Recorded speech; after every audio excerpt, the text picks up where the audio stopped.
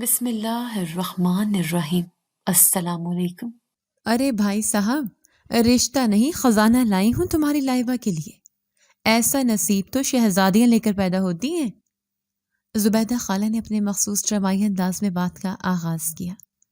ان کی آنکھیں کسی ماہر جوہری کی طرح میری ماں کے چہرے پر امید اور بے بسی کے تاثرات تول رہی تھیں۔ ہمارا 2 کمروں کا چھوٹا سا گھر آج کچھ زیادہ ہی تنگ اور اداس لگ رہا تھا۔ ابا نے تسبیح پر چلتی اپنی انگلیوں کو روکا اور اسپاٹ نظروں سے انہیں دیکھا۔ زبیدہ بہن، آپ جانتی ہیں ہمارے حالات۔ ہم سیدھے سادے لوگ ہیں، ہمیں خزانوں کی تلاش نہیں، بس بیٹی کے لیے ایک اچھا اور دیندار گھر مل جائے، یہی بہت۔ تو بھائی دیندار ہی تو ہے لڑکا، زبیدہ خالہ نے پان کے گلوری منہ میں رکھتے ہوئے کہا۔ 5 وقت کا نمازی تو نہیں، پر دل کا برا بھی نہیں۔ ہاں، اللہ نے پیسہ اتنا دیا ہے کہ ان کے گھر کے نل کے کھولو تو شاید پانی کی جگہ دولت بہتی ہو۔ بنگلہ نہیں، پورا محل ہے شاہی خاندان کا، گاڑیاں ایسی کہ شہر کا کمشنر بھی حسرت سے دیکھے، کاروبار ایسا کہ ملک کے کونے کونے میں پھیلا ہوا ہے۔ تمہاری لائبہ ان کے گھر نہیں، اپنی قسمت کے محل میں قدم رکھے گی۔ ماں کی آنکھوں میں ایک لمحے کے لیے ایسی چمک آئی جیسے صحرا میں کسی پیاسے کو پانی نظر آ گیا ہو۔ میں جو دروازے کی دراڑ سے یہ سب دیکھ اور سن رہی تھی، میرا دل بھی زور سے دھڑکا۔ کیا میری دعائیں قبول ہونے کا وقت آ گیا تھا؟ لڑکے میں کوئی عیب؟ ابا نے شک بھری نظروں سے پوچھا۔ وہ جانتے تھے کہ جب سودا اتنا اچھا لگے تو کہیں نہ کہیں کوئی کھوٹ ضرور ہوتا ہے۔ زبیدہ خالہ ایک لمحے کے لیے رکی، انہوں نے گہری سانس لی اور پھر دھماکہ کیا۔ عیب تو نہیں کہہ سکتے بھائی صاحب، بس تھوڑا ذہنی مریض ہے۔ کمرے میں جیسے کسی نے بم گرا دیا ہو۔ ماں کے چہرے کی چمک غائب ہو گئی اور ابا کا چہرہ غصے سے سرخ ہونے لگا۔ یہ کیا مذاق ہے؟ ابا کی آواز بلند ہو گئی۔ میری بیٹی کوئی ناکارہ چیز نہیں جسے تم ایک پاگل کے گلے باندھ کر اپنی جیب گرم کرنا چاہتی ہو۔ جاؤ یہاں سے۔ ارے ارے، غصہ تو دیکھو، زبیدہ خالہ نے ڈھٹائی سے مسکراتے ہوئے کہا۔ میں نے پاگل تو نہیں کہا، ذہنی مریض کا مطلب ہے تھوڑا سیدھا ہے، بھولا بھالا ہے، دنیا کی چالاکیوں سے پاک۔ ارے آج کل کے زمانے میں ایسا سیدھا شوہر ملنا بھی نعمت ہے، جو کہو گے مانے گا، جہاں بٹھاؤ گے بیٹھ جائے گا۔ لائبہ پڑھی لکھی ہے، وہ اسے سنبھال لے گی۔ اور سوچو تو صحیح، جب شوہر مٹھی میں ہوگا تو کروڑوں کی جائیداد کس کی ہوگی؟ تمہاری بیٹی کی۔ تمہاری بیٹی راج کرے گی، راج۔ یہ آخری جملہ زہر میں بجھا وہ تیر تھا جو سیدھا میری ماں کے دل میں لگا۔ وہ اپنی بیماری اور گھر کی غربت سے لڑتے لڑتے تھک چکی تھیں۔ ابا کی دن بھر کی مشقت کے بعد بھی جب رات کو چولہا جلے گا یا نہیں، اس کی فکر انہیں اندر ہی اندر کھا رہی تھی۔ زبیدہ خالہ کے جانے کے بعد گھر میں ایک طوفان کھڑا ہو گیا۔ آپی، آپ ہرگز کی شادی نہیں کریں گی۔ سب سے چھوٹی بہن سارا نے روتے ہوئے میرا ہاتھ پکڑ لیا۔ لوگ کیا کہیں گی کہ پیسوں کے لیے ایک دیوانے سے شادی کر لی؟ لوگ؟ میں نے تلخی سے کہا۔ کون لوگ؟ وہی لوگ جو ہر رشتے پر ہمارے گھر کی ٹوٹی دیواروں اور میرے جہیز کے خالی صندوقوں کو دیکھ کر منہ بنا کر چلے جاتے ہیں۔ وہی لوگ جنہوں نے ابا کی جھکی کمر اور اماں کے پیلے چہرے کا کبھی نوٹس نہیں لیا۔ ان لوگوں کی پرواہ کروں میں؟ مجھے پچھلے ہفتے کا منظر یاد آ گیا، جب ایک امیر گھرانے کی عورت رشتہ دیکھنے آئی تھی اور اس نے ہمارے پینے کے پانی کا گلاس یہ کہہ کر واپس کر دیا تھا کہ نہ جانے کیسا پانی ہے، میرے بیٹے کا گلا خراب نہ ہو جائے۔ اس دن میں اندر تک ٹوٹ گئی تھی، لیکن آپ ہی، سکون پیسے سے نہیں خریدا جا سکتا۔ منجلی بہن عالیہ نے سمجھانے کی کوشش کی۔ تو کیا غربت میں ملتا ہے سکون؟ میں چیخی۔ جب اماں درد سے کراہتی ہیں اور ہم ان کے لیے مہنگی دوا نہیں لا سکتے، کیا تب ملتا ہے سکون؟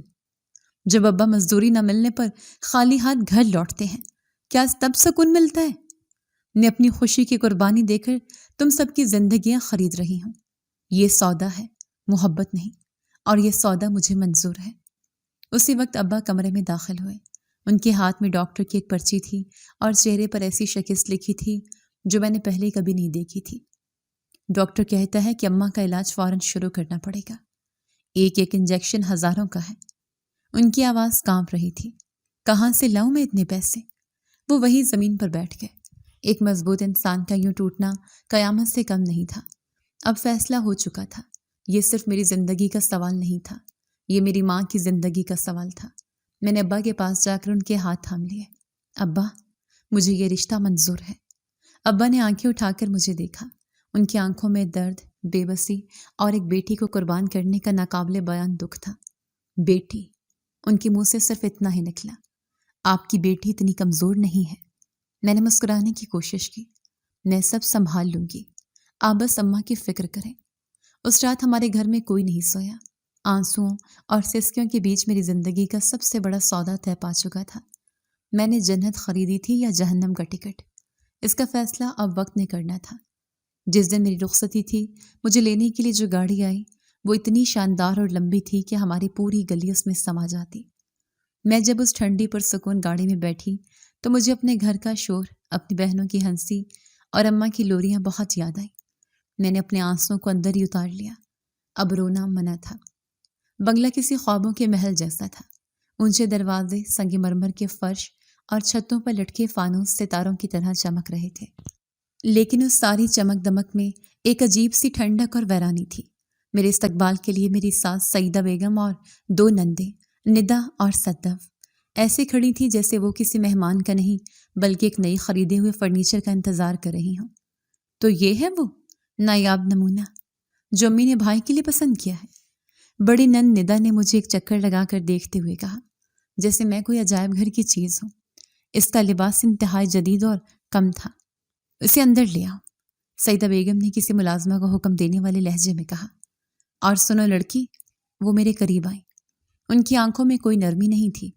اس گھر میں سانس لینے کے بھی اصول ہیں۔ پہلا اصول، زبان بند رکھنا۔ دوسرا اصول، جو کہا جائے وہ چپ چاپ کرنا۔ اور تیسرا اور سب سے اہم اصول، ہماری سوسائٹی میں ہمیں شرمندہ مت کرنا۔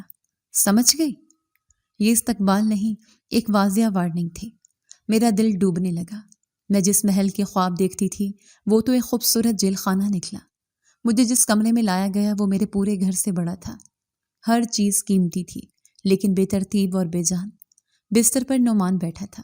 اس نے مجھے دیکھ کر ایک لمبی خالی مسکراہٹ دی۔ تم آ گئی؟ اس نے خوشی سے کہا۔ سب کہہ رہے تھے تم آؤ گی۔ تمہارا نام کیا ہے؟ لائبہ، میں نے دھیرے سے کہا۔ لائبہ، اس نے لفظ کو چکھتے ہوئے دہرایا۔ اچھا نام ہے، تمہارا نام کیا ہے؟ میں نے چونک کر اسے دیکھا۔ لائبہ، میں نے دوبارہ کہا۔ ہاں لائبہ، بہت اچھا نام ہے، اس نے کہا اور پھر اپنی کھلونا گاڑی سے کھیلنے لگا۔ میرا سر چکرا گیا۔ یہ شخص تو اپنا سوال ہی بھول جاتا تھا۔ میری پوری زندگی اس خالی ذہن انسان کے ساتھ گزرنے والی تھی۔ اچانک وہ کھیل چھوڑ کر میری طرف گھوما۔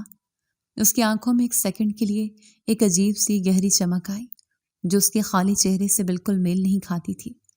یہاں سب جھوٹ بولتے ہیں، اس نے تقریباً سرگوشی میں کہا۔ اس سے پہلے کہ میں اس جملے کا مطلب سمجھ پاتی، وہ دوبارہ کھلکھلا کر ہنسا اور اپنی گاڑی چلانے لگا۔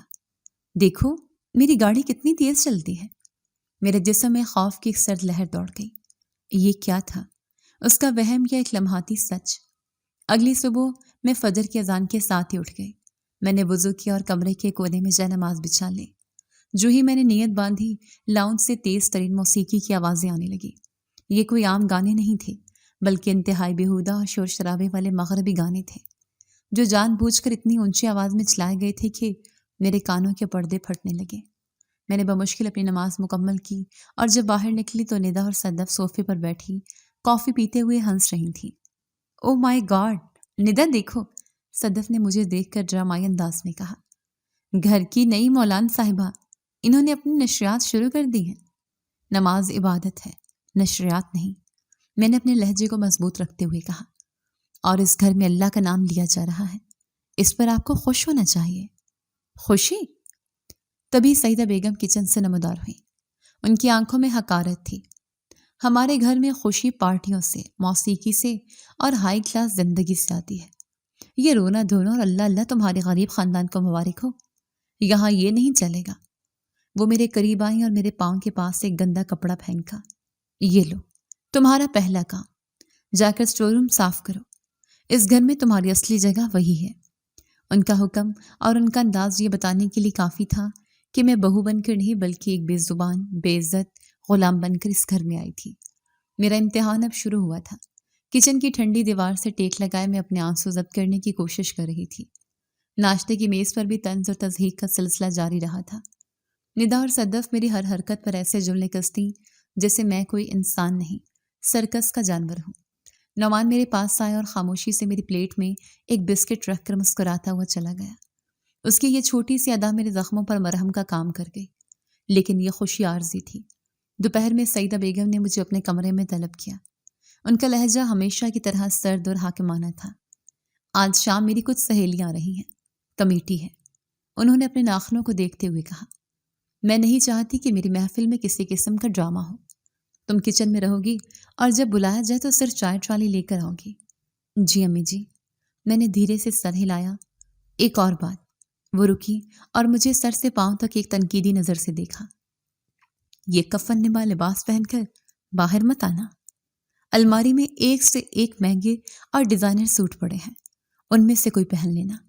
میں اپنی سہیلیوں کے سامنے تماشا نہیں بنوانا چاہتی کہ ہم نے اپنی کروڑ پتی بیٹی کے لیے کسی گاؤں سے فقیر نہیں اٹھا لی ہے۔ ان کا ہر لفظ نشتر کی طرح میرے دل میں چبھ رہا تھا۔ میں چپ چاپ ان کے کمرے سے نکل آئی۔ میری آنکھوں کے سامنے ابا کا چہرہ گھوم رہا تھا۔ صبر اور شکر کا دامن نہ چھوڑنا، ان کے یہ الفاظ میرے کانوں میں گونج رہے تھے۔ میں نے فیصلہ کر لیا تھا کہ میں ان کی کسی بات کا برا نہیں مانوں گی، لیکن اپنی شناخت اور اپنے اصولوں پر سمجھوتا بھی نہیں کروں گی۔ شام کو جب مہمانوں کی آمد شروع ہوئی تو گھر کہکوں اور تیز پرفیوم کی خوشبو سے مہک اٹھا۔ میں نے اپنا وہی سادہ با پردہ لباس پہنے رکھا اور کچن میں کام میں مصروف ہو گئی۔ کچھ دیر بعد مجھے آواز دی گئی۔ میں چائے اور لوازمات سے سجی ٹرالی لے کر لاؤنج کی طرف بڑھی۔ لاؤنج میں داخل ہوتے ہی تمام گفتگو یکلخت تھم گئی۔ 20 کے قریب خواتین جو مہنگے لباس اور زیورات میں لدی ہوئی تھیں مجھے ایسے دیکھنے لگی جیسے میں کسی اور سیارے سے آئی ہوں۔ میں نے نظریں جھکائے ٹرالی کو میز کے قریب کیا اور چائے کی کپ نکالنے لگی۔ سعیدہ، یہ کون ہے؟ نئی ماسی رکھی ہے کیا؟ ایک خاتون نے اپنی آنک ناک پر ٹکاتے ہوئے پوچھا۔ اس سوال پر ندا اور صدف کے دبے ہوئے کہکے بلند ہوئے۔ نہیں رضیہ، یہ ماسی نہیں، نعمان کی بیوی ہے۔ سعیدہ بیگم نے دانت پیستے ہوئے مسکرا کر جواب دیا۔ لائبہ نام ہے، تھوڑی روایت پسند ہے۔ روایت پسند یا دقیانوسی؟ ایک اور خاتون نے طنز کیا۔ ارے بھائی، اس زمانے میں بھی ایسا پردہ؟ ہم تو سوچ رہے تھے تمہارے گھر بہو آئے گی تو فیشن میں تم لوگوں کو بھی پیچھے چھوڑ دے گی۔ یہ تو تم لوگوں نے گھر میں ہی پیڑنی بٹھا لی ہے۔ ہم تو اسے مذاق میں بی بی پاک دامن کہتے ہیں۔ ندا نے شرارت سے آنکھ مارتے ہوئے کہا۔ ان کے آنے سے ہمارے گھر میں خانقاہ بنتا جا رہا ہے۔ کمرے میں ایک بار پھر کہکوں کا شور بلند ہوا۔ میں اپنا کام مکمل کر کے خاموشی سے واپس مڑنے لگی۔ میرا دل چاہ رہا تھا کہ زمین پھٹ جائے اور میں اس میں سما جاؤں۔ یہ صرف میری تذلیل نہیں تھی، یہ میرے ابا کی تربیت، میری ماں کے اصولوں اور میرے مذہب کی تضحیق تھی۔ میں کچن میں آ کر پھوٹ پھوٹ کر رو پڑی۔ میں نے پیسوں کے لیے یہ سب کچھ قبول کیا تھا، لیکن عزت نفس کی قیمت پر؟ کیا یہ سودا بہت مہنگا نہیں تھا؟ اچانک مجھے اپنے کندھے پر ایک لمس محسوس ہوا۔ میں نے چونک کر دیکھا تو نعمان کھڑا تھا۔ اس کے چہرے پر پریشانی کے آثار تھے۔ تم رو کیوں رہی ہو؟ اس نے معصومیت سے پوچھا۔ ان کی باتیں سن کر میں نے حیرت سے اسے دیکھا۔ اسے کیسے پتا چلا کہ میں ان کی باتوں پر رو رہی ہوں؟ وہ سب بہت شور مچا رہے ہیں۔ میں نے بات بدلنے کی کوشش کی۔ وہ ہمیشہ شور مچاتے ہیں، اس نے عجیب سے لہجے میں کہا۔ تم ان کی باتیں مت سنا کرو۔ اس سے پہلے کہ میں اس کے لیے اس غیر متوقع جملے پر مزید کچھ سوچتی، وہ واپس اپنے بچکانہ انداز میں آ گیا اور مسکراتے ہوئے بولا، چلو ہم چھپن چھپائی کھیلتے ہیں، تم چور بنو۔ میں اسے بس دیکھتی رہ گئی۔ یہ شخص ایک ماما تھا۔ ایک لمحے میں وہ ایک عام بچے جیسا لگتا تھا اور دوسرے ہی لمحے اس کے منہ سے ایسی باتیں نکلتی جو اس کی ذہنی حالت سے میل نہیں کھاتی۔ مہمانوں کے جانے کے بعد گھر میں قیامت برپا ہو گئی۔ سعیدہ بیگم، ندا اور صدف تینوں مجھ پر چڑھ دوڑیں۔ تم نے آج ہمیں پوری برادری میں ذلیل کروا دیا۔ سعیدہ بیگم چیخ رہی تھی۔ سب ہم پر ہنس رہی تھی۔ یہ سب تمہاری اس حلیے کی وجہ سے ہوا ہے۔ میں نے آپ سے کہا تھا نا امی کہ یہ ہمارے اسٹیٹس کے لائق نہیں ہے۔ ندا نے نفرت سے کہا۔ میرا لباس میرا فخر ہے، میری شرمندگی نہیں۔ میں نے پہلی بار ان کے سامنے ہمت کر کے جواب دیا۔ میں نے کسی سے کوئی بدتمیزی نہیں کی۔ زبان درازی کرتی ہو؟ سعیدہ بیگم نے غصے سے ہاتھ اٹھایا۔ دیکھو لڑکی، یا تو اس گھر میں ہمارے طریقے سے رہو یا پھر یہ گھر تمہارے لیے نہیں ہے۔ کل تک فیصلہ کر لو کہ تمہیں یہ پردے اور دقیانوسی سوچیں چاہیے یا یہ محل۔ یہ ایک الٹیمیٹم تھا۔ میرے پاؤں تلے سے زمین نکل گئی۔ میں کہاں جاتی؟ میرے پاس اس محل کے علاوہ اور کوئی ٹھکانہ نہیں تھا۔ اگلی صبح کا سورج میرے لیے کوئی امید نہیں بلکہ ایک فیصلہ لے کر طلوع ہوا تھا۔ ساری رات میں جائے نماز پر بیٹھی روتی رہی، اللہ سے مدد اور رہنمائی کی دعا کرتی رہی۔ سیدہ بیگم کا الٹیمیٹم میرے سر پر تلوار کی طرح لٹک رہا تھا۔ میں اپنی اصولوں پر قائم رہنا چاہتی تھی، لیکن واپسی کا کوئی راستہ بھی نہیں تھا۔ میں ناشتہ بنانے کچن میں گئی تو گھر میں ایک غیر معمولی چہل پہل تھی۔ آج میرا دیور توقیر 2 مہینے بعد بزنس ٹور سے واپس آ رہا تھا۔ توقیر نعمان کا چھوٹا بھائی تھا، لیکن عقل، چالاکی اور رونق میں اس سے کہیں بڑا تھا۔ وہ اس گھر کا اور کاروبار کا اصل وارث سمجھا جاتا تھا۔ سیدہ بیگم اور میری نندیں اس کی ہر بات پر جان چھڑکتی تھیں۔ تقریباً 10 بجے ایک چمکتی ہوئی سیاہ مرسیڈیز پورچ میں آ کر رکی اور توقیر اس میں سے برآمد ہوا۔ وہ کسی فلم کے ہیرو کی طرح لگ رہا تھا، مہنگا سوٹ، قیمتی گھڑی اور آنکھوں پر برانڈڈ چشمہ۔ اس نے گھر میں قدم رکھتے ہی اپنی ماں اور بہنوں کو گلے لگایا۔ اس کی نظر جب مجھ پر پڑی جو سر پر دوپٹہ لپیٹے کونے میں کھڑی تھی تو اس کی آنکھوں میں ناگواری کی ایک لہر دوڑ گئی۔ یہ کون ہے؟ اس نے اپنی ماں سے سرگوشی میں پوچھا، جیسے میں کوئی سننے کی صلاحیت سے محروم ہوں۔ تمہاری بھابھی لائبہ، سیدہ بیگم نے تھوکے ہوئے لہجے میں تعارف کروایا۔ توقیر نے کہکا لگایا، بھابھی؟ سچ میں امی، آپ کو بھائی کے لیے یہی ملی تھی؟ لگتا ہے گھر میں کام والی کی کمی زیادہ محسوس ہو رہی تھی۔ اس کے اس جملے پر ندا اور صدف کھلکھلا کر ہنس پڑی۔ میں نے خون کا گھونٹ پی لیا اور خاموشی سے کچن میں واپس آ گئی۔ توقیر کا رویہ اس کی ماں اور بہنوں سے بھی 2 ہاتھ آگے تھا۔ مجھے اندازہ ہو گیا کہ میرے لیے مشکلات کا ایک نیا باب شروع ہونے والا ہے۔ سارا دن توقیر گھر پر ہی رہا۔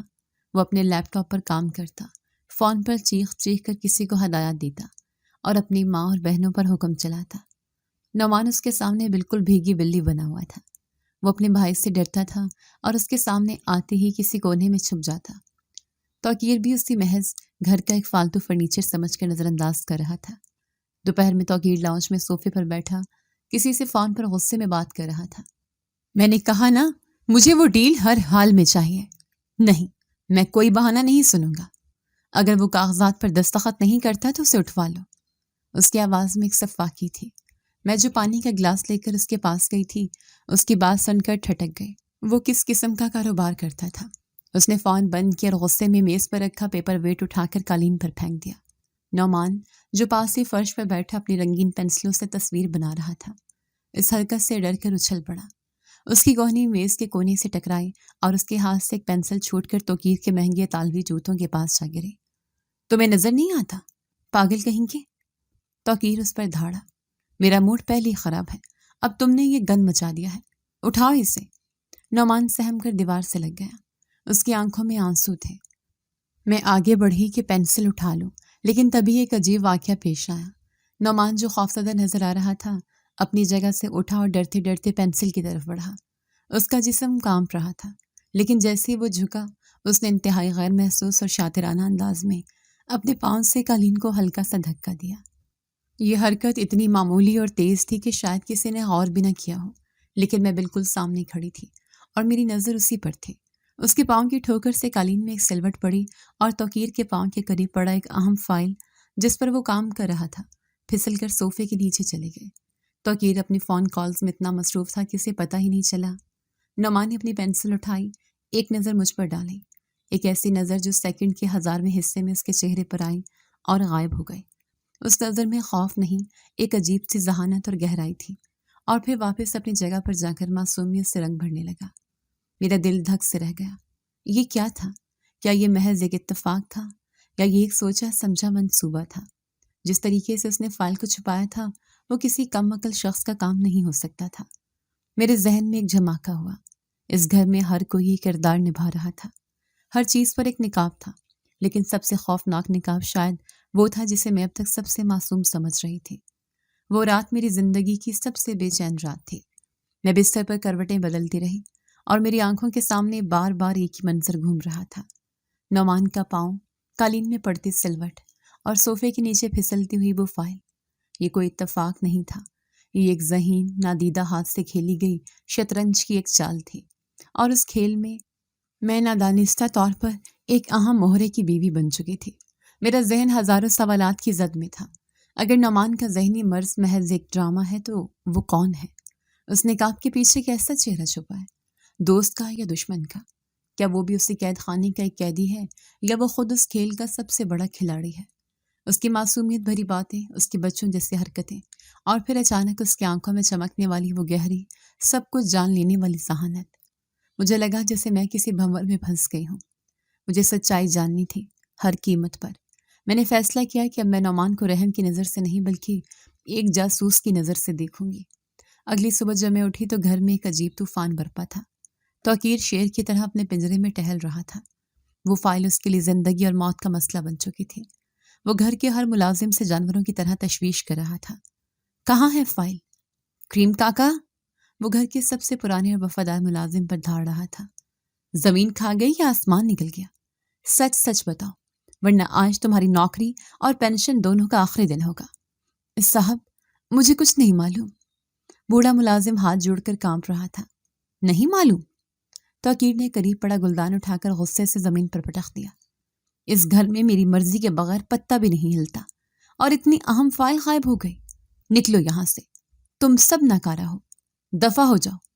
سیدہ بیگم اور نندیں خاموشی سے یہ تماشا دیکھ رہی تھیں۔ ان کے چہروں پر بھی پریشانی تھی۔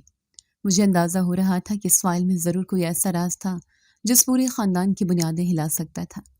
میں نے نعمان کو دیکھا۔ وہ بڑے سکون سے کونے میں بیٹھا رنگین بلاکس جوڑ رہا تھا، جیسے اسے اس پورے ہنگامے سے کوئی سروکار ہی نہ ہو۔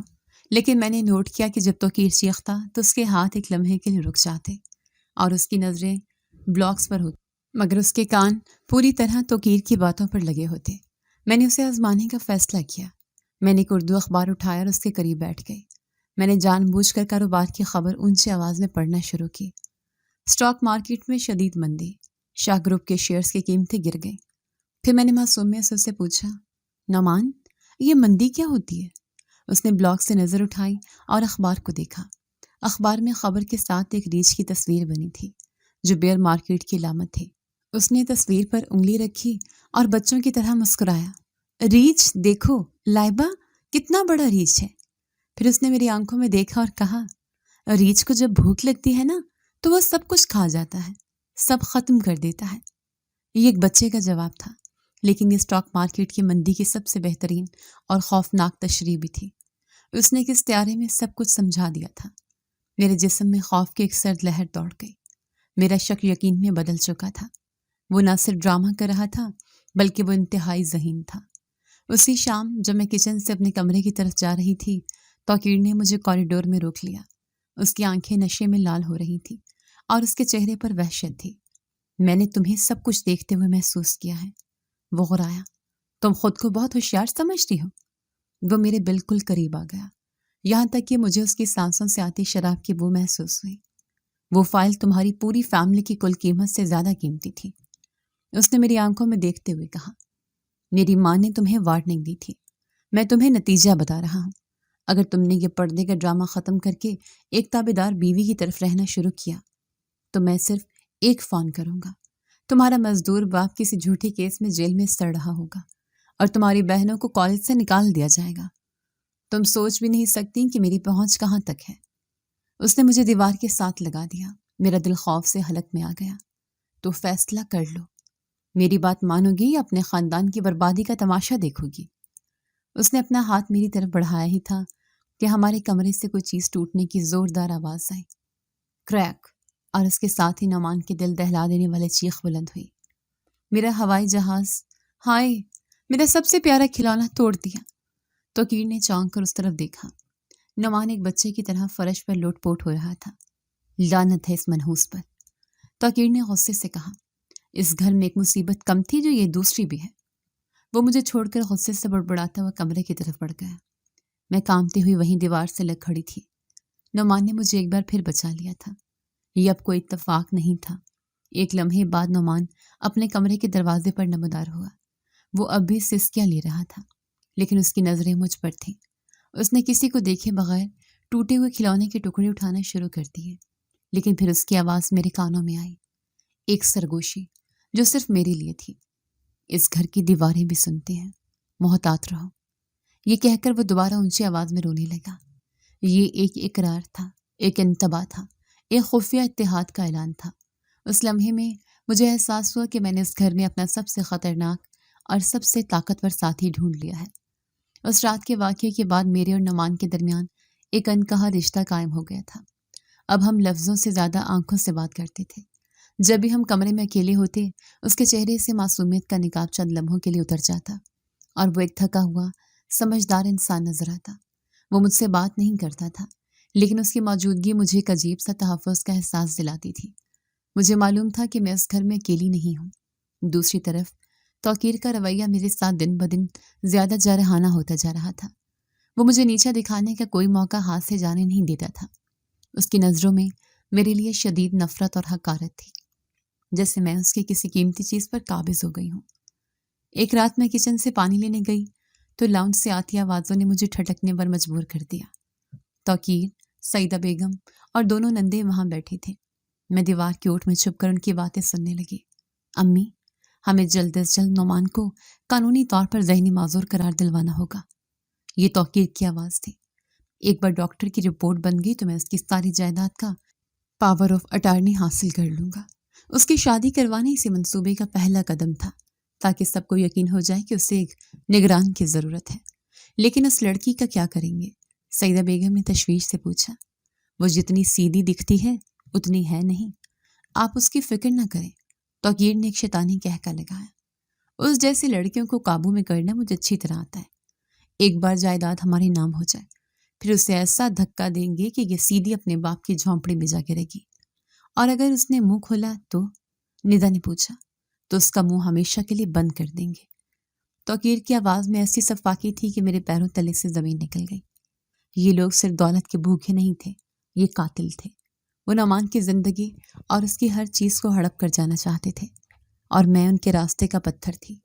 میرا وجود ان کے منصوبے کے لیے خطرہ تھا۔ میں کانپتے قدموں سے اپنے کمرے کی طرف بھاگی۔ میرا دل خوف سے سینے میں ہتھوڑے کی طرح بج رہا تھا۔ میں نے کمرے میں جا کر نعمان کو دیکھا۔ وہ گہری نیند سو رہا تھا۔ اس کے چہرے پر وہی بچوں جیسی معصومیت تھی۔ میں اس کے قریب بیٹھ کر پھوٹ پھوٹ کر رو پڑی۔ مجھے اس شخص پر ترس آ رہا تھا جس کے اپنے ہی اس کی جان اور مال کے دشمن بنے ہوئے تھے۔ اگلے 2 دن شدید تناؤ میں گزرے۔ میں ہر وقت خوفزدہ اور سہمی رہتی۔ توقیر کی دھمکیاں اور اس کا منصوبہ میرے ذہن پر چھایا ہوا تھا۔ میں نعمان سے براہ راست بات کرنا چاہتی تھی، اسے بتانا چاہتی تھی کہ میں سب کچھ جانتی ہوں، لیکن مجھے موقع نہیں مل رہا تھا۔ جمعے کی شام توقیر نے اعلان کیا کہ اس کے کچھ دوست گھر پر آ رہے ہیں۔ ایک چھوٹی سی پارٹی ہے، اس نے لاؤنج میں کھڑے ہو کر کہا، اور پھر میری طرف مڑ کر حکم دیا، اور تم ہمارے مہمانوں کے سامنے کوئی تماشا مت کھڑا کرنا، بس چپ چاپ کام کرنا۔ میرے دل میں خطرے کی گھنٹیاں بجنے لگی۔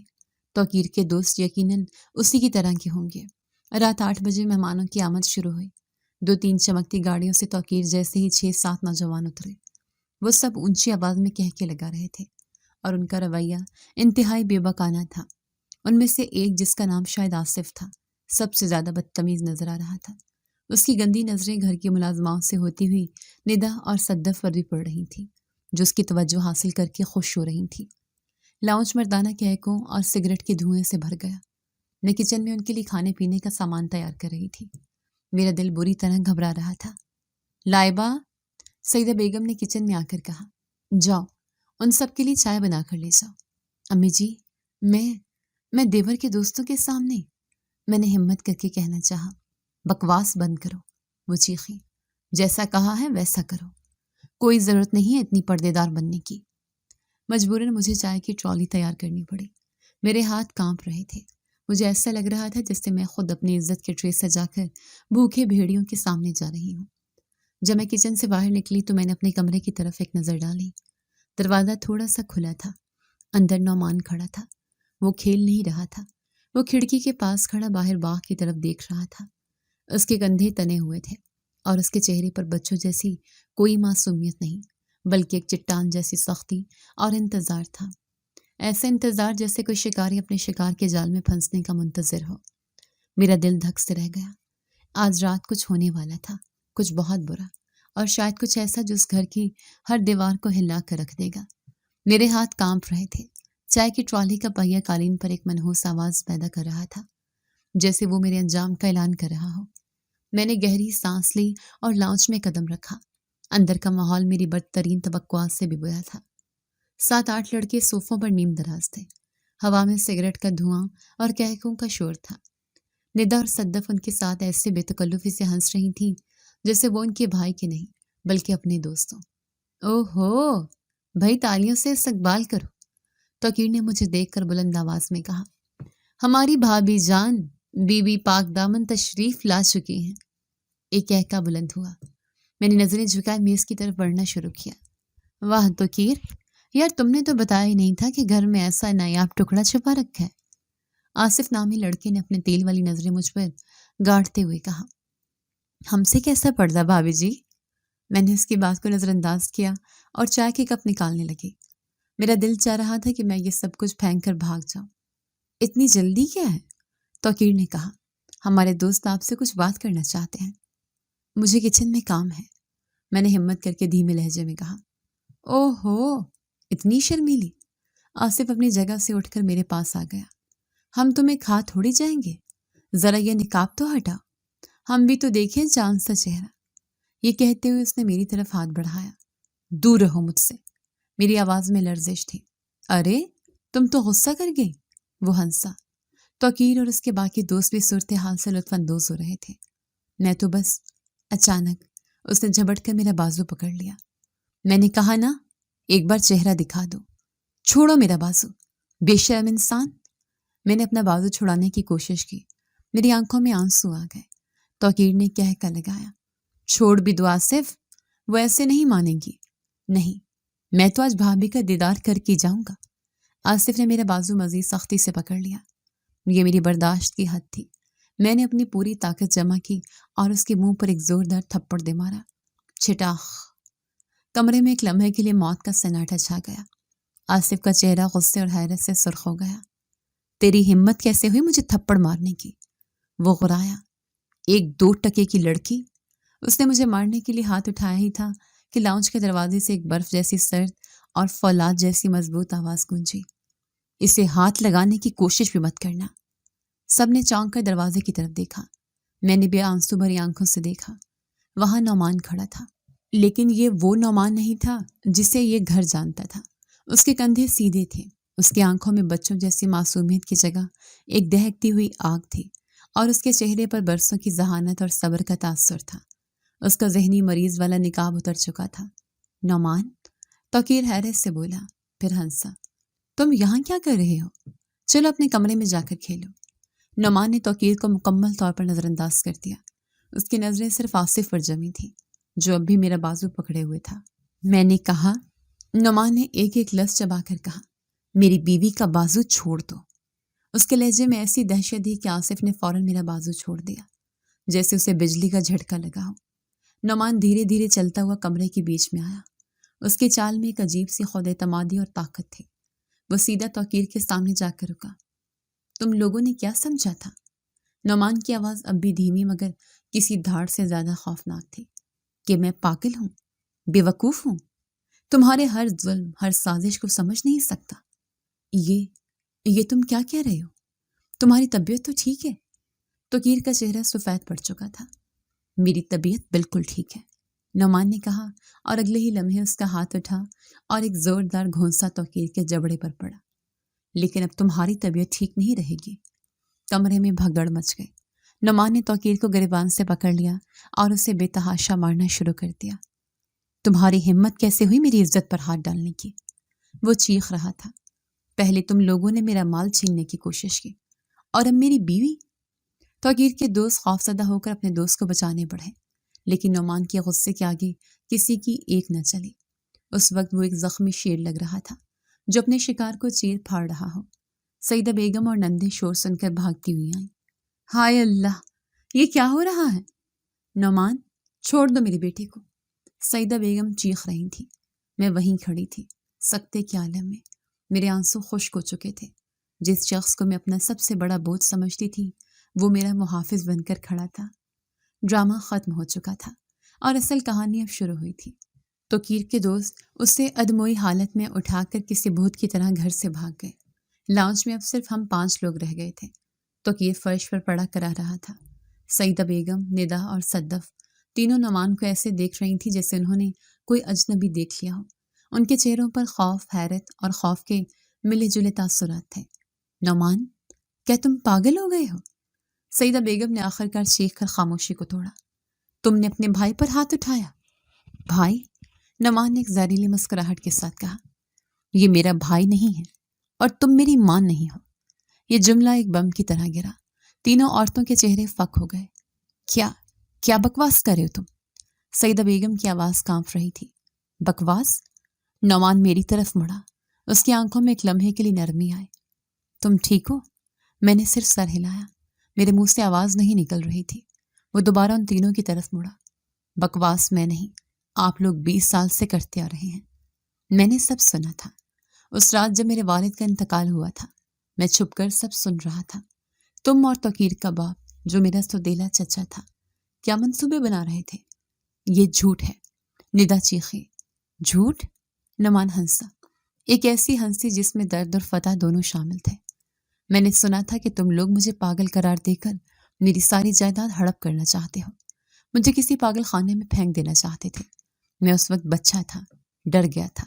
میں نے وہی کرنا شروع کر دیا جو تم لوگ مجھے بنانا چاہتے تھے۔ میں نے پاگل پن کا ڈرامہ رچایا۔ 20 سال تک میں اس گھر میں ایک سائے کی طرح رہا، تمہاری ہر بات سنتا رہا، تمہاری ہر سازش دیکھتا رہا۔ اس نے توقیر کی طرف اشارہ کیا جو اٹھنے کی کوشش کر رہا تھا۔ اس نے کاروبار سے کروڑوں روپے چرائے۔ تم دونوں نے میرے والد کے زیورات بیچ ڈالے۔ تم سب نے میرے باپ کی دولت پر عیش کی اور مجھے ایک فالتو چیز سمجھ کر کونے میں پھینک دیا۔ تم یہ سب… سیدہ بیگم کے پاس الفاظ ختم ہو گئے تھے۔ ہاں، میں یہ سب جانتا تھا۔ نعمان نے کہا، تم لوگوں نے سوچا کہ اس لڑکی سے میری شادی کروا کر تم عدالت میں یہ ثابت کر دو گے کہ مجھے ایک نگران کی ضرورت ہے۔ یہ تمہاری آخری چال تھی، لیکن تم نے غلطی کر دی۔ تم نے میرے لیے اس گھر میں ایک ایسے انسان کو لیا ہے جس میں ضمیر زندہ تھا۔ تم میرے لیے ایک اتحادی لیا ہے۔ اس نے میری طرف دیکھا اور میری آنکھوں میں آنکھیں ڈال کر کہا، تم نے میرے لیے جو تضحیک سہی، اس کے لیے میں معافی چاہتا ہوں، لیکن اب اور نہیں۔ وہ آگے بڑھا اور فون اٹھا کر ایک نمبر ملایا۔ ہیلو، ایڈوکیٹ صاحب، میں نعمان بات کر رہا ہوں۔ جی، وقت آ گیا ہے، کل صبح 10 بجے تمام کاغذات لے کر گھر آ جائیں۔ جی، ان سب کو ان کی اوقات دکھانی ہے۔ فون بند کر کے اس نے سیدہ بیگم کی طرف دیکھا۔ آپ لوگوں کے پاس 2 راستے ہیں، یا تو آج رات چپ چاپ اس گھر سے دفع ہو جاؤ، صرف اپنے کپڑے لے کر، یا پھر کل میرے وکیل اور پولیس کا سامنا کرو۔ میرے پاس آپ لوگوں کے خلاف فراڈ، غبن اور قتل کی سازش کے تمام ثبوت موجود ہیں۔ توقیر، جو درد سے کرا رہا تھا، نفرت سے بولا، تم اس کی قیمت چکاؤ گے۔ قیمت تو تم لوگ 20 سال سے وصول کر رہے تھے۔ نعمان نے سرد مہری سے جواب دیا، اب حساب چکانے کی باری میری ہے۔ اس نے آگے بڑھ کر میرا ہاتھ تھاما۔ اس کا لمس مضبوط اور پر اعتماد تھا۔ چلو لائبہ، اس نے نرمی سے کہا، اس گند کی صفائی کا وقت ہو گیا ہے۔ وہ مجھے اس تباہ لاؤنج سے نکال کر ہمارے کمرے کی طرف لے گیا۔ پیچھے سیدہ بیگم، ندا، صدف اور فرش پر پڑا توقیر اپنے بنائے ہوئے جہنم کے ملبے پر بیٹھے تھے۔ بادشاہت ختم ہو چکی تھی اور ایک نیا بادشاہ اپنی ملکہ کے ساتھ اپنا تخت واپس لے چکا تھا۔ کمرے میں آ کر نعمان نے دروازہ بند کیا۔ لاؤنج سے آتی کرانے اور چیخنے کی مدھم آوازیں اب دم توڑ رہی تھیں۔ ہمارے درمیان ایک طویل خاموشی چھا گئی۔ یہ وہ خاموشی نہیں تھی جو پہلے ہمارے درمیان ہوتی تھی۔ یہ ایک دوسرے کو سمجھنے اور جاننے کی خاموشی تھی۔ میں نے پہلی بار نعمان کو اس کی اصلیت میں دیکھا تھا۔ وہ ایک ذہین، مضبوط اور تھکا ہوا انسان تھا جس نے 20 سال تک ایک ناقابل یقین بوجھ اٹھایا تھا۔ آپ نے یہ سب اکیلے کیسے برداشت کیا؟ آخرکار میں نے ہمت کر کے پوچھا۔ اس نے گہری سانس لی، جیسے وہ 20 سال کا زہر باہر نکال رہا ہو۔ جب انسان کے پاس کوئی اور راستہ نہ ہو تو وہ برداشت کرنا سیکھ ہی جاتا ہے۔ لائبہ، اس کی آواز میں گہرا درد تھا۔ میں ایک بچہ تھا جب میں نے اپنے باپ کی موت کے بعد انہیں سازش کرتے سنا۔ میں خوف زدہ تھا۔ میں جانتا تھا کہ اگر میں نے اپنی ذہانت ظاہر کی تو وہ مجھے کسی نہ کسی طرح راستے سے ہٹا دیں گے۔ اس لیے میں نے وہ بننے کا فیصلہ کیا جو وہ مجھے دیکھنا چاہتے تھے، ایک بے ضرر کم عقل لڑکا۔ یہ میرا حفاظتی خول تھا، میرا ہتھیار تھا، لیکن یہ بہت مشکل رہا ہوگا۔ میں نے کہا، مشکل؟ یہ جہنم تھا۔ وہ بولا، ہر روز اپنے باپ کی قاتلوں کے ساتھ رہنا، ان کی نفرت بھری نظریں برداشت کرنا، ان کے تانے سننا اور پھر بھی مسکراتے ہوئے ایک پاگل کا کردار نبھانا۔ میں اندر ہی اندر مر رہا تھا۔ میں بس صحیح وقت کا انتظار کر رہا تھا، اور وہ صحیح وقت تب آیا۔ میں نے پوچھا۔ اس نے میری طرف دیکھا اور اس کی آنکھوں میں پہلی بار میں نے شکر گزاری دیکھی۔ وہ صحیح وقت تم لے کر آئی، جب میں نے تمہیں ان سب کے سامنے اپنے عزت اور اپنے اصولوں کے لیے کھڑے دیکھا، جب میں نے تمہیں ہر ظلم سہنے کے بعد بھی راتوں کو اٹھ کر اللہ کے سامنے روتے دیکھا، تو مجھے ہمت ملی۔ مجھے لگا کہ اگر تم اتنی بہادر ہو سکتی ہو تو مجھے بھی اب اپنا حق لینا چاہیے۔ تم نے مجھے وہ حوصلہ دیا جو میں 20 سال میں جمع نہیں کر سکا تھا۔ اس کے اعتراف نے میرے دل کو چھو لیا۔ میرے آنسو بہنے لگے۔ یہ ہمدردی کے نہیں، ایک عجیب سی خوشی اور فخر کے آنسو تھے۔ اگلی صبح 10 بجے وکیل آ گیا۔ نعمان مکمل طور پر بدلا ہوا انسان تھا۔ اس نے بہترین لباس پہنا تھا اور اس کے چہرے پر ایک مالک کا اعتماد اور رعب تھا۔ سعیدہ بیگم، توقیر اور دونوں نندے لاؤنج میں مجرموں کی طرح سر جھکائے بیٹھی تھیں۔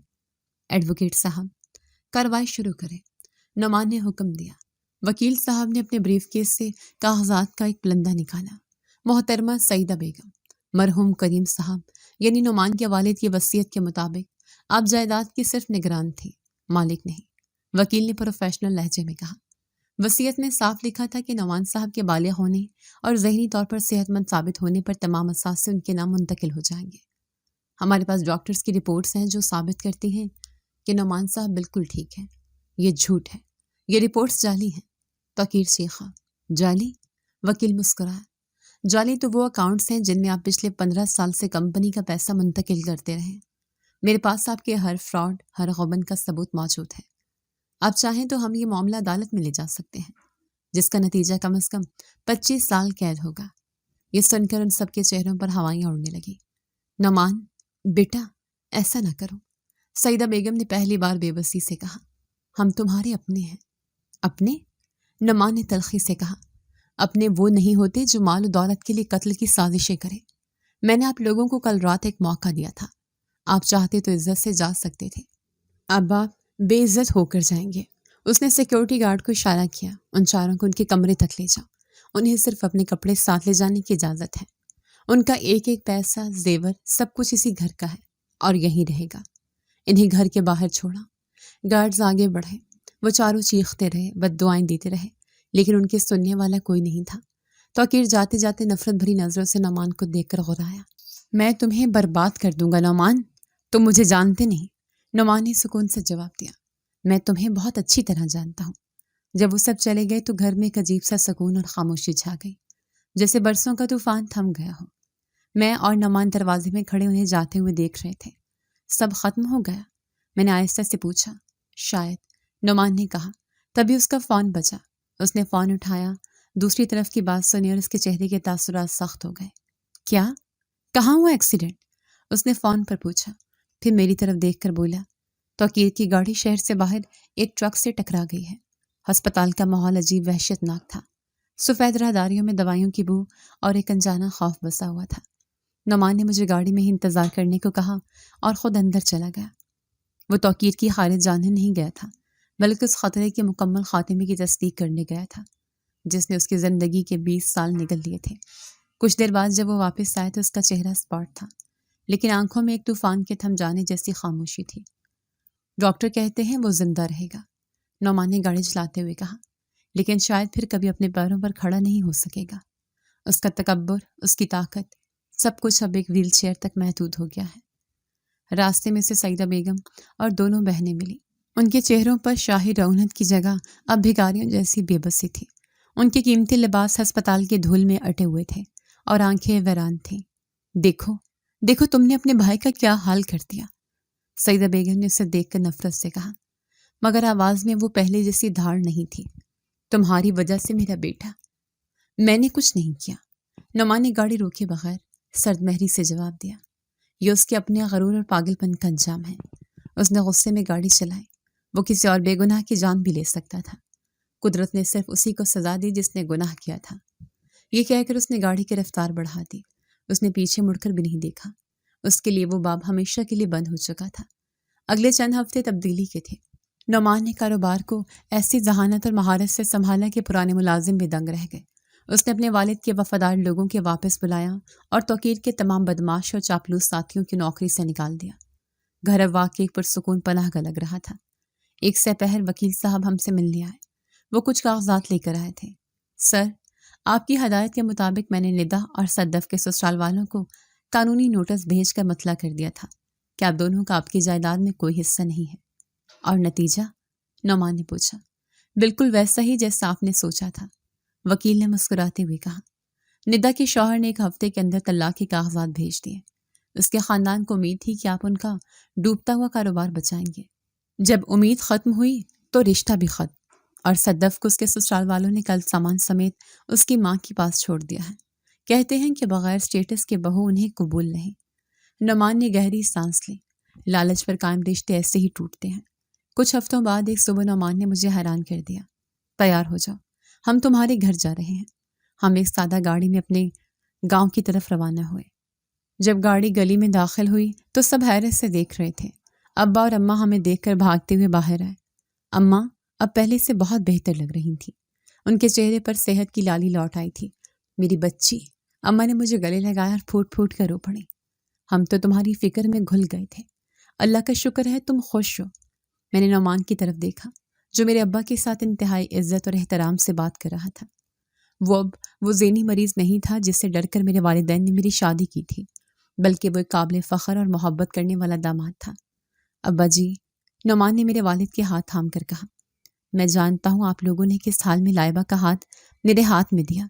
میں آپ کی بیٹی کی قربانی کا قرض تو نہیں چکا سکتا، لیکن میں آپ سے وعدہ کرتا ہوں کہ اس کی آنکھوں میں پھر کبھی آنسو نہیں آئیں گے۔ میں نے اماں جی کے علاج اور بہنوں کی پڑھائی اور شادی کے لیے ایک فنڈ قائم کر دیا ہے۔ آپ کو اب کسی چیز کی فکر کرنے کی ضرورت نہیں ہے۔ ابا کی آنکھوں میں آنسو رواں تھے۔ بیٹا، میں نے تو اپنی بیٹی کا سودا کیا تھا، مجھے معاف کر دینا، لیکن تم نے اس سودے کو بھی ایک انمول رشتے میں بدل دیا۔ تم نے میری عزت رکھ لی۔ اس دن میں نے اپنے خاندان کی آنکھوں میں حقیقی خوشی دیکھی، وہ خوشی جو دولت سے نہیں بلکہ سکون اور عزت سے ملتی ہے۔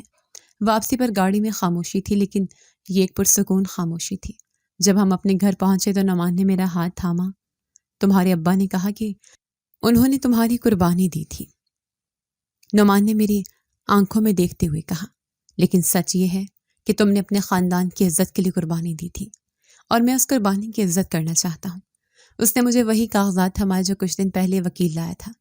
یہ آدھی جائیداد تمہارے نام ہے، یہ خیرات نہیں، تمہارا حق ہے۔ تم اس گھر کی ملکہ ہو اور میری زندگی کی ساتھی ہو۔ میں نے کاغذات کو دیکھے بغیر اس کے سینے پر سر رکھ دیا۔ میری تلاش مکمل ہو چکی تھی۔ میں اس گھر میں دولت کی تلاش میں آئی تھی، لیکن اللہ نے مجھے دولت کے ساتھ ساتھ عزت، محبت، سکون اور ایک ایسا ساتھی بھی عطا کر دیا تھا جس نے میری روح کے زخموں پر مرہم رکھ دیا تھا۔ ہم نے مل کر ایک جہنم کو جنت میں بدل دیا تھا، اور اب ہماری آگے کی زندگی اسی جنت میں گزرنے والی تھی۔ میری کہانی سے ہم نے سیکھا کہ اصل دولت پیسہ یا جائیداد نہیں بلکہ ذہنی سکون، عزت اور مخلص رشتے ہیں۔ لالچ اور تکبر انسان کو سر رسوائی اور بربادی کی طرف لے کر جاتا ہے۔ جی تو دوستو، کیسی لگی آپ کو ہماری آج کی کہانی؟